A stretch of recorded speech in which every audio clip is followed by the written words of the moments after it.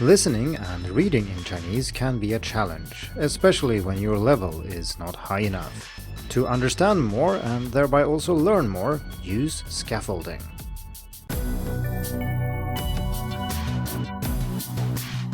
Hello and welcome to the Hacking Chinese podcast. In this week's episode, we are going to talk about making listening and reading easier by using scaffolding. The idea behind scaffolding is to erect supporting structures to allow you to perform at a more advanced level than normal, then gradually remove these structures until you learn to manage without them. A very simple example would be to read a text in Chinese with the aid of a dictionary. This allows you to read text that would otherwise be too difficult without any type of supporting structure, and as you keep reading text on a similar level, you will need to use the dictionary less and less until one day you can read this type of text without the aid of a dictionary. The scaffolding has been removed and your Chinese has improved. So in this week's episode, I want to talk about 8 great ways to scaffold your Chinese learning, and this is mainly then about listening and reading practice. And like most episodes on the podcast, this episode also takes the perspective of the student. But when it comes to scaffolding, teachers are uniquely well placed to provide this scaffolding if they also know their students. However, I don't assume that you have a private tutor or that you are a teacher yourself, so we're going to focus on what you can do as a student. As an example of what I can do as a teacher, I can find different ways of supporting students' understanding either when listening or reading, because I know very well what they know, and then I can provide various kinds of supportive structures. So in episode 78, I talked about how I use text adventure games in my classroom, and here scaffolding might be things like drawing a map to allow students to understand the spatial relationships between things that they are experiencing in the game. It could mean drawing a simple picture to illustrate a scene or a location, or it could even mean using simple props to show what something means instead of just translating it to Swedish or English. As mentioned, this is rather easy to do as a teacher because I know what the Chinese they are reading or listening to means, I have the comprehension, and I also know what they don't know, which means I can focus on that. But if you are the student here, you cannot draw a picture to help yourself understand because that requires you to first understand the language. And you can't draw a map, or at least not an accurate one, before you have understood the spatial relationships. So that's what I mean when I say that teachers have a unique role here to provide different kinds of supporting scaffolding then for comprehension both when listening and reading. But that's not what I'm going to talk about in this episode. I am going to focus on things you can do yourself as an independent student. Before we dive into different ways of scaffolding your Chinese reading and listening practice, I want to preface that discussion with a reminder that scaffolding is not always the best option. Scaffolding is about adding support that allows you to deal with tasks that you could otherwise not perform. That sounds very useful, and it is, but that doesn't mean you should focus on difficult Chinese listening and reading and then scaffold it so that you can understand. A much better option in most cases is just to pick listening and reading material that you don't need to scaffold or that you don't need to scaffold as much. This is especially true when the scaffolding itself takes a lot of time or energy to use, such as when using a dictionary to look up unknown words or when you need to look up grammar in a reference book or something like that. These take focus away from the reading and the listening you're meant to be doing, and while you're using such a resource, you are not actually reading and listening, and so if you do that too much, you will not learn as much as you could have. So while a beginner could, in theory, read an authentic newspaper article in Chinese with the aid of a pop-up dictionary and some grammar reference, this is not a good idea because you will end up using most of your time and energy looking things up and not actually reading. To add insult to injury, even if you were to finish such an article, you would have still read a very low number of characters in total. Maybe you've only seen all the words you've looked up once. Some of them maybe twice or 3 times if they are important in the article, but nowhere near enough to actually learn how to use them. But if you spent all that time reading something much easier, you would have seen these words over and over, and you would have started building an idea of how they're used in the language in general, not just in the text that you have seen. Naturally, if you focus on easier texts, you might have been able to read 10 times as many characters compared to the difficult text because you didn't need to waste all that time looking things up, trying to figure out what things mean. Essentially, and as I've said many times before on the podcast, if reading or listening feels like deciphering some kind of code, you're doing it wrong. It means that the learning resources you're using are too difficult for you. Scaffolding can be used to make sense of most things in Chinese, but it's only recommended to use it if you really want to or if you have to. For example, if you are a beginner and started learning Chinese last week, it will be difficult to find resources that you can use without heavy use of scaffolding, because you haven't learned much and then reading will feel a bit like deciphering a code. And there is very little you can do about this unless you have someone who's willing to tailor content specifically for you, such as a private tutor. But most students don't have that, and as I said before, this episode is for the independent students out there. So before you go all in with the scaffolding strategies we're going to talk about in a bit here, make sure you first really tried to find listening and reading resources at the appropriate level. If you need recommendations, regardless if you are a beginner, intermediate, or advanced student, I have 2 curated articles with the best free Chinese listening resources, and then another one for the best free Chinese reading resources. And I'll put links to these and other things in the description of this episode. If you are a beginner, I also suggest you check out episode 68 and the associated article, where I talk specifically about beginner reading.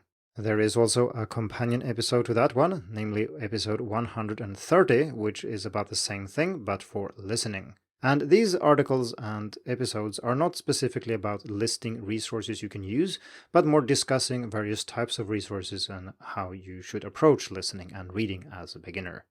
That brings us to the 8 great ways of scaffolding your Chinese listening and reading practice. And I will go through scaffolding listening practice first, and then we will look at reading practice. Naturally, which of these methods and strategies you prefer and which you use will depend on what your exact problem is and what the weakest link in the chain is, as it were, and that is beyond the scope of this article, but you can check out the Beyond Timbudong series, where the whole purpose is to explain why you don't understand something so you can then fix it. So, scaffolding method number 1 for Chinese listening practice is to listen more than once. And this is something I have mentioned several times on the podcast recently, and more explicitly in episode 164, so I will be brief here. In general, students tend to give up rather quickly. They listen once and then they say, "This is too hard for me." But if you don't want to do that, and if you want to learn from a material that is slightly harder, i.e. you want some kind of scaffolding, simply listening more than once, maybe twice, 3 times, 5 times, 10 times, depends on how interested you are, will do wonders for comprehension. This is also extremely easy and convenient if you're listening to recorded audio. You just hit the reply button and you get more comprehension for free. This means it should usually be the first type of scaffolding that you try when you listen to unfamiliar audio in Chinese. And if you don't understand anything after listening the second time either, the material is way too difficult for you. However, if listening more than once allows you to understand gradually more of what you're listening to without using any other type of scaffolding, it means it could be at the right level, you just need to listen more. And for more arguments about why this is so beneficial, check out episode 164 about the benefits of listening more than once. Scaffolding method number 2 is to lower the rate of speech. And it should be obvious why this is beneficial, but if it isn't, you should check out the Beyond Timbudong series, where I explain these things in much more detail. There are 3 basic ways of slowing down spoken language. First, we have reducing the playback speed.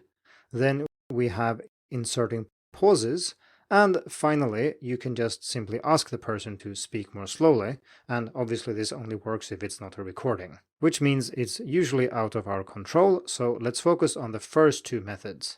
To reduce playback speed, you can use in the built-in function to do this in many apps, including platforms like YouTube, but also most podcasting apps, and simply lower the speed. On YouTube, for example, you click the little cogwheel and then click Change Playback Speed, and then you can choose whatever you want. You can also do this with any audio file in Audacity, which is a free and cross-platform program for audio editing, and it's pretty simple to use, and the effect there is called Change Tempo.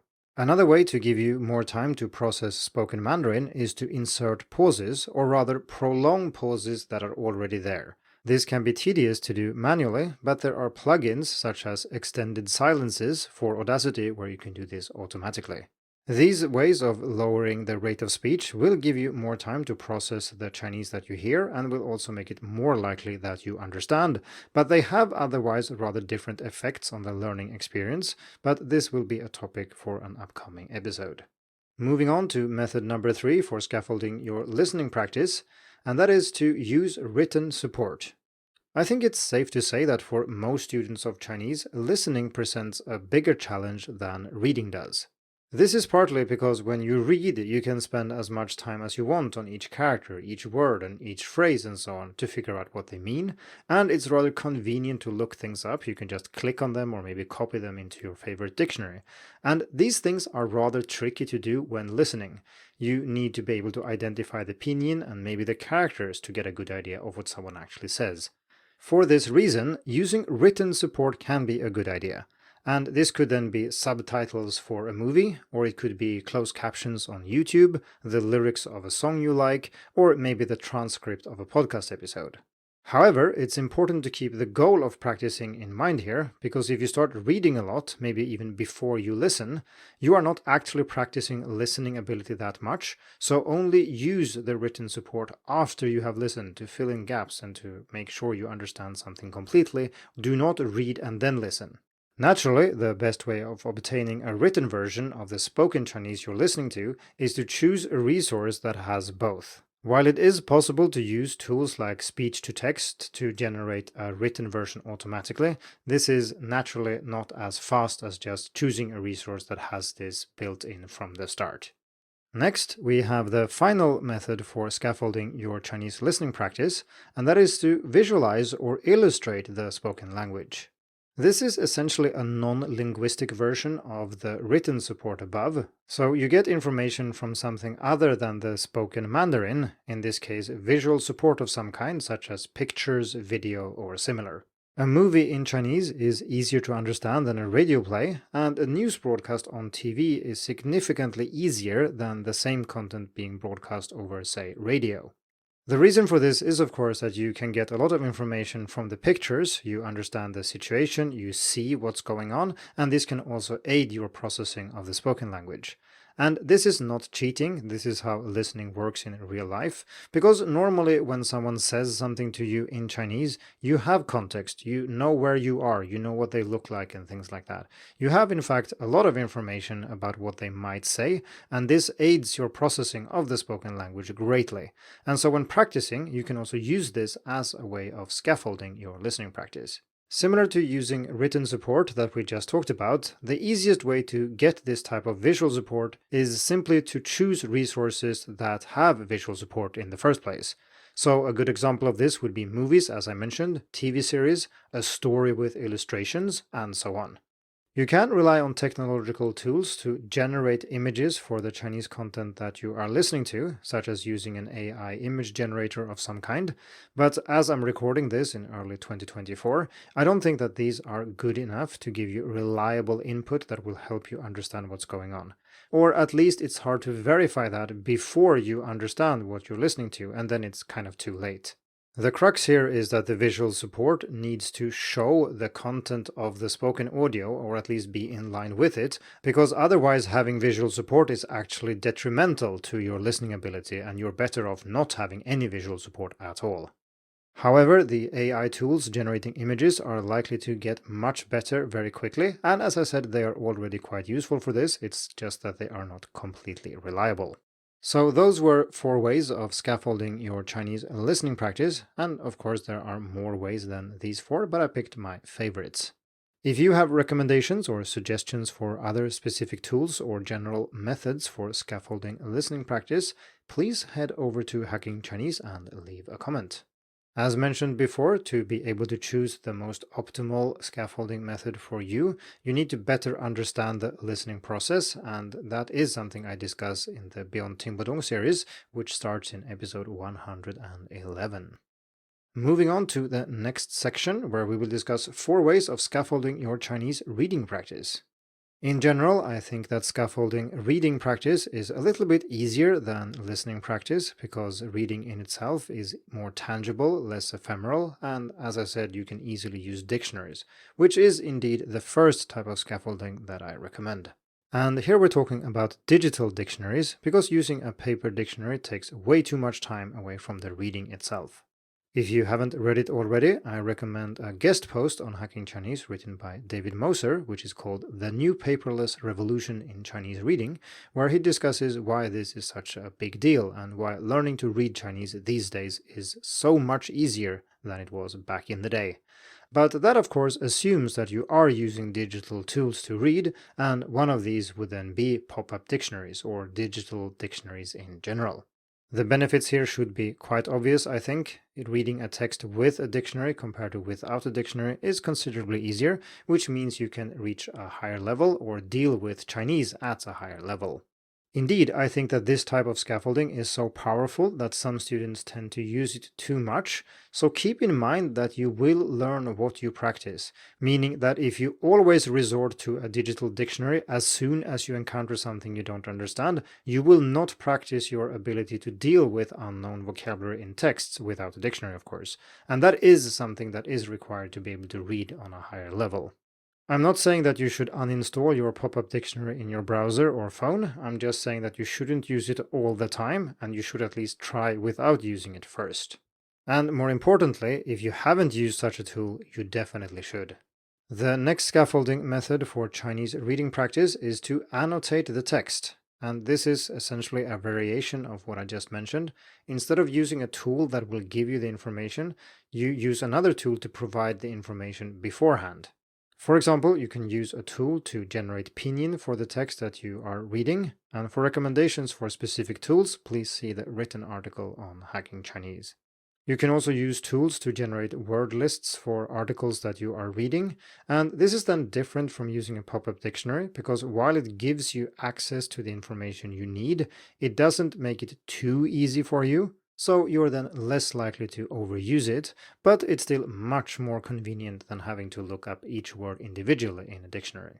Next, we have scaffolding method number 3, and that is to visualize the text. And that should be familiar from our discussion about scaffolding listening practice, and it's essentially the same thing, albeit a little bit easier because you already have the text. So if you want to use some kind of tool, you don't need to first convert it into written Chinese. As was the case for visualizing spoken Chinese, the best way of doing this is to pick resources that already have images or some kind of visual support. So this could be anything from simple illustrations or pictures in an article or a story to graphical novels and comics, which of course make use of visual storytelling a lot. All this will provide you with information about what the written Chinese that comes with these pictures might mean, and this naturally makes it easier to process and easier to understand. Finally, we come to method number 4 for scaffolding your Chinese reading practice, and that is to listen to the written text. So essentially the reverse of using written support to understand spoken Mandarin. This then only makes sense if your listening ability is better than your reading ability, which is not normally the case for people who study Chinese as a second language, but it is rather common among heritage speakers or people who grew up speaking some Chinese but never learned the written language. Again, the best way to do this is to choose resources that already have both spoken and written Chinese, and then you can use one to support your understanding of the other. But as I've said a few times now, be mindful of what you are actually practicing. If you're listening to something and you understand everything when listening, there is no reason to read. Or if you put pinyin above all the characters and you only read the pinyin, you are never going to learn how to read characters.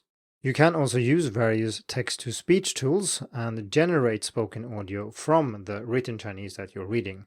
And these tools are getting very good, and as long as you input natural, normal Chinese into them, they will spit out something that sounds quite good and can definitely be used for listening practice. So those were 4 ways of scaffolding your Chinese reading practice, which brings us to the conclusion of this episode. To round things off then, I'd like to say that scaffolding can be very useful, but don't overdo it. I think it's important to adjust your Chinese listening and reading practice to a level that is suitable to your proficiency level, to your current state of mind, and the specific situation you're in. Because this vastly increases the material available to you, and you're much more likely to find something you are truly interested in reading or listening to. Scaffolding will also help you understand more of what you're listening and reading to, and this will enable you to also learn more. Still, the most straightforward way to understand more of what you're reading and listening to is not to use fancy scaffolding, but just to choose listening and reading resources that are at an appropriate level to begin with. Don't fall into the trap of reading and listening to things that are too difficult just because you can. This is indeed possible, i.e., you can read a difficult article if you really want to with the right types of scaffolding, but this also means that you end up reading too little Chinese. You only read that article instead of reading 10 articles that were much easier, which would have benefited you much, much more. So, what do you think? Have you used any of the scaffolding methods that I mentioned in this episode? Do you have other ones you've used successfully and that you would like to recommend to me or other people? Or maybe you have a specific tool that can achieve some of the things I did discuss in the episode. Either way, head over to Hacking Chinese and leave a comment. Thank you for tuning in to the Hacking Chinese podcast. If you like this episode, please share it. More information and inspiration about learning and teaching Chinese can be found at hackingchinese.com. See you in the next episode, and until then, good luck with your studies.